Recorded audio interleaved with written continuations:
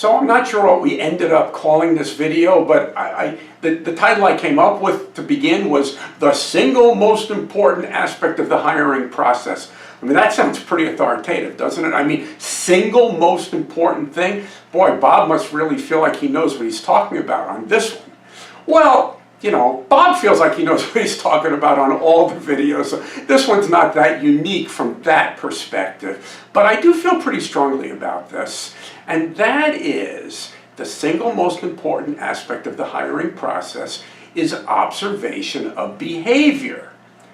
Okay, so maybe you've heard this from me before and maybe you haven't. I think if you pile through the other 75 videos, you might find a topic similar to this, but I think it's worth bringing up again because it's that important. And here's what I mean. We know that candidates in the interview process are on their best behavior. We also know managers are on their best behavior because nobody wants to look like a jerk to a stranger. I mean, I just think it's pretty much human behavior that we have good manners, whether we are on, you know, an interview or maybe a first date or first time we attend, you know, a meeting of our new association and meet all of our new community members or whatever the case may be.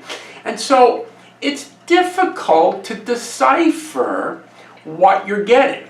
It's difficult to decipher that as a candidate, and it's difficult to decipher that as the manager. And so what we need to do is we need to pay attention to behavior. And the behavior does change after we've met somebody the first time.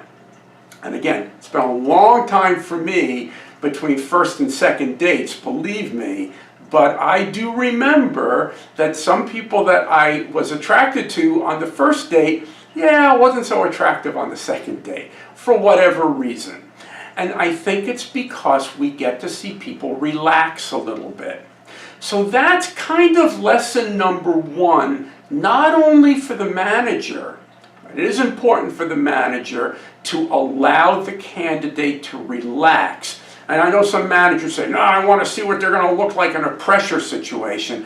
And I go, yeah, I get that. But you also want to see what people are going to be like when they relax.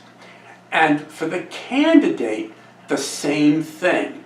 Let the manager relax so you can kind of see what the real person is. So that's one side of it. Second side is extend the cycle.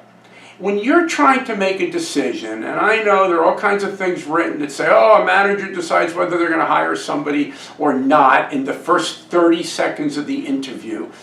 And I know that may be true for some people.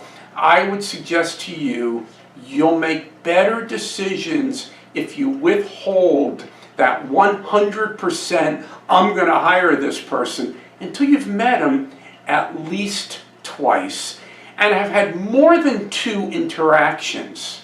Because evidence of behavior can show up in big things and it can show up in little things. Yes, the smile, the firmness of the handshake, their ability to have an inspiring story about their personal life. And oh yes, I've been a salesman since I'm 6 years old. I was selling cleanup services to the neighborhood when we had a hurricane when I was a kid. Yeah, I've got all that. But the evidence of behavior that you're looking for shows up everywhere. The key is to pay attention. Pay attention to what people say, pay attention to what people do, and pay attention to what people write. That's true for you, the hiring manager, and that's true for you, the candidate. Everything that goes on is an opportunity to observe behavior. Be plugged in, and you'll make better decisions, whether you're the candidate or you're the manager. Thanks for listening.